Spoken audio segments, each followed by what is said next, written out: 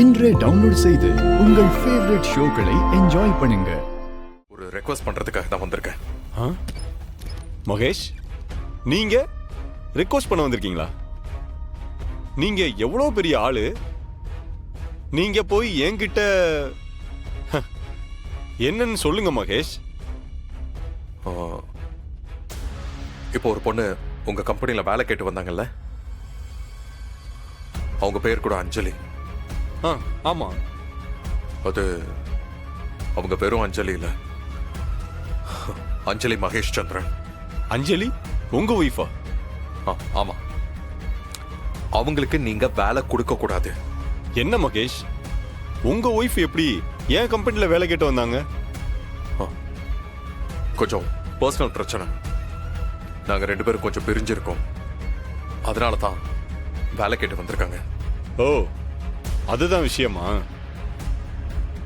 ஆனா நான் offer letter ready பண்ண சொல்லிட்டேனே, அப்ப ஸ்டாப் பண்ணிட்டு உடனே அவங்கள வீட்டுக்கு அனுப்பி வச்சிருவோம்.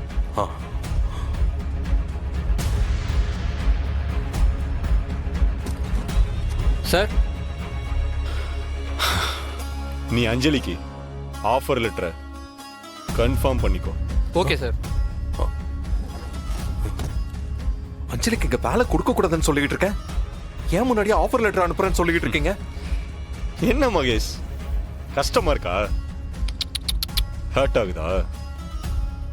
இதுக்கு முன்னாடி டெண்டர் நடந்தப்பெல்லாம் இந்த ஒரு ப்ராஜெக்டையாவது விட்டு கொடுங்கன்னு கெஞ்சிருப்பேன். ஆனா நீ என்ன சொல்லுவ? போட்டி போட்டு ஜெயிக்கணும், இப்படிலாம் கெஞ்ச கூடாதுன்னு சொல்லுவேல்ல, அததான் நானும் பண்றேன். இப்படிலாம் கெஞ்ச கூடாது மகேஷ். மேடம் அழாதீங்க மேடம்.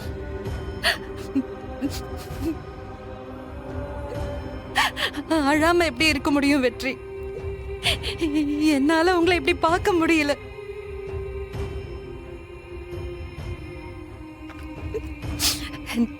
நீங்க என் வாழ்க்கையில வந்ததுக்கு அப்புறம் என் வாழ்க்கையில எந்த கஷ்டமும் இருக்காது, என் வாழ்க்கையை மாறிடும் தானே நான் நினைச்சேன். ஒரு நாள்ல ஒரு நொடியில எல்லாமே தலைகீழா மாறிடுச்சு.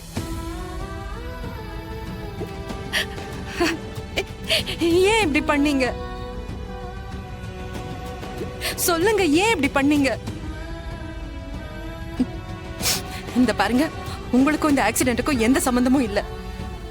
யாருக்காக போய் சொன்னீங்க வெற்றி?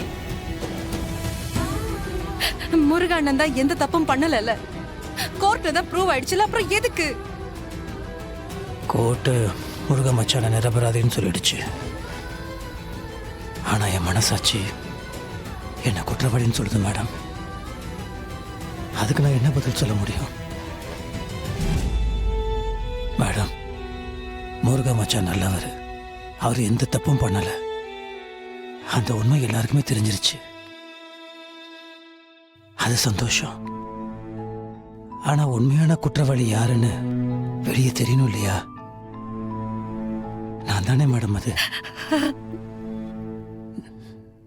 நான் தானே அந்த ஆக்சிடென்ட்டை பண்ணேன்.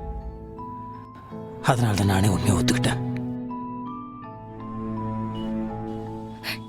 இல்ல, என்னால இதை நம்ப முடியல. யாருக்கு என்ன பிரச்சனைனாலும் ஆளா ஓடி போய் நிக்கிறவர் நீங்க. உங்க கண்ணு முன்னாடி ஒரு அநியாயம் நடந்தா அத வேடிக்கை பார்க்காம தட்டி கேட்கிற ஆள் நீங்க. அப்படி பார்த்தா நீங்க தான் ஆக்சிடென்ட் பண்ணதா சொல்றீங்கல்ல, அப்ப நீங்க அவங்கள காப்பாத்தாம எப்படி போக முடியும்? இதுக்கு பின்னாடி வேற ஏதோ ஒரு காரணம் இருக்கு வெற்றி. நீங்க சொல்றத நான் நம்பவே மாட்டேன். ஏதோ தப்பு நடந்திருக்கு. இந்த பாருங்க, உங்களுக்கு உண்மை தெரியும், ஆனா நீங்க என்கிட்ட சொல்ல மாட்டேங்கிறீங்க, நீங்க மறைக்கிறீங்க. ப்ளீஸ், அது என்னன்னு என்கிட்ட சொல்லிடுங்க வெற்றி, ப்ளீஸ். நான் எந்த உண்மையும் மறைக்கல மேடம். இந்த விஷயத்த துளசி கிட்ட எடுத்து சொல்லுவோம். 5 கோடி செலவாகும் உன் புருஷனை காப்பாத்துறதுக்கு, உன்னால என்ன பண்ண முடியும்னு கேப்போம். அவளால பணம் எதுவும் கொடுக்க முடியாது, ஆனா அவருக்காக ஏதாச்சும் தியாகம் பண்ணுவாள்ல. தியாகமா? அவ என்ன தியாகம் பண்ணுவா? வீட்டை விட்டு வெளியில போறதுதான் மாமா. புரியலையம்மா. மாமா, 5 கோடி ரூபாய் செலவு பண்ணி வெற்றிய வெளியில எடுக்கணும்னா நீ இந்த வீட்ல இருக்க கூடாதுன்னு நான் அவகிட்ட பாலிஷா சொல்றேன். அவ உங்ககிட்ட வந்து கேப்பா, நீங்களும் ஸ்ட்ரிக்டா சொல்லிடுங்க. ம். ஆட்டோமேட்டிக்கா அவ இந்த வீட்டை விட்டு வெளியில போயிடுவா. ஏம்மா இதெல்லாம் சரியா வருமா? அவன் மேல கூட அவ கோவமா இருக்கலாம் இல்லையா? யார் மாமா? வெற்றி மேலையா? ஆமாமா, அவ கட்டிக்க போற பையனை தானே இவன் ஆக்சிடென்ட் பண்ணி சாவடிச்சான். அதனால இவன் மேல அவளுக்கு கோவம் இருக்கும் தானே. நீங்க வேற மாமா, அவ வெற்றி மேல உயிரே வச்சிருக்கா மாமா. வெற்றியே நான் தான் ஆக்சிடென்ட் பண்ணேன்னு சொல்லிட்டு ஜெயிலுக்கு போனதுக்கு அப்புறமும் கூட நம்ம வெற்றிய ஜெயில போய் பார்த்து அழுது புலம்பிட்டு வந்திருக்கா. ஆஹா. வெற்றிய கண்மூடித்தனமா அவ நம்புறா மாமா. ம். அவருக்காக இவ என்ன வேணாலும் செய்வா. ம். சரி, அப்படி அவ ஒத்துக்கிட்டாள்னா நல்ல விஷயம்தான். ம். பேசி பாரு. ம். ம், சரிங்க மாமா.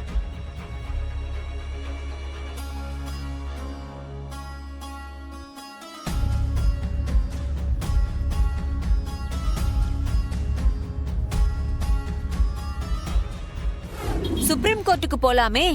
நாம அங்க அப்ளை பண்ணா கண்டிப்பா வெற்றிய வெயில்ல எடுத்துறலாம். இந்த கேஸ நாம நடத்தி கொஞ்சம் கொஞ்சமா டிலே பண்ணோன்னு வை. அது வரைக்கும் வெற்றி வீட்லயே இருக்கலாம். ஆ, என்ன 5 கோடி ரூபாய்க்கு மேல செலவாகும்னு சொல்றாங்க. 5 கோடியா? அவ்வளவு பணத்துக்கு நான் எங்கக்கா போறது? என்ன துளசி, நீ எவ்வளவு பெரிய வீட்ல வாக்கப்பட்டிருக்க, 5 கோடிக்கு எங்க போறதுன்னு கேக்குற? என்ன யோசிக்கிற துளசி? மாமா மனசு வச்சார்னா ஈஸியா நடக்கும். இதுக்கு அவரை ஒத்துக்குவாரா? தெரியலையே. வெற்றி மேல கொஞ்சம் கோவமா தான் இருக்காரு, உன் மேலே கோவமா தான் இருக்காரு. ஆனா நீ பேசி அவரை கன்வின்ஸ் பண்ணேன்னு வச்சுக்கோயேன், அவர் கண்டிப்பா ஒத்துக்குவாரு. எந்த அப்பா தான் பிள்ளைய ஜெயில வச்சு வேடிக்கை பார்ப்பாங்க சொல்லு? கரெக்ட் தானே? சொந்த கட்சிக்காரங்க எதிர்கட்சிக்காரங்கன்னு எம்எல்ஏ எம்பின்னு போன் மேல போன் போட்டு அவரை டார்ச்சர் பண்ணிட்டு இருக்காங்க துளசி. அதனாலதான் அவருக்கு வெற்றி மேல கோவமே. ஆனா வெற்றி தானா போய் சரண்டர் ஆனார்ல, அது தப்புதானே துளசி. மத்தபடி ஓ மேல அவருக்கு பெரிய வருத்தம்லாம் இல்ல துளசி. நிஜமாதான் சொல்றீங்களா? சத்தியமா துளசி, நீ போய் மாமா கிட்ட பேச, எல்லாமே சரியாயிடும். அவரை தவிர இந்த விஷயத்துல உனக்கு ஹெல்ப் பண்ண வேற யாருமே இல்ல துளசி. ஏதோ எனக்கு தெரிஞ்ச வழிய நான் சொல்லிட்டேன். அப்புறம் உன் விருப்பம். நான் உடனே போய் அவர்கிட்ட பேசுறேன்.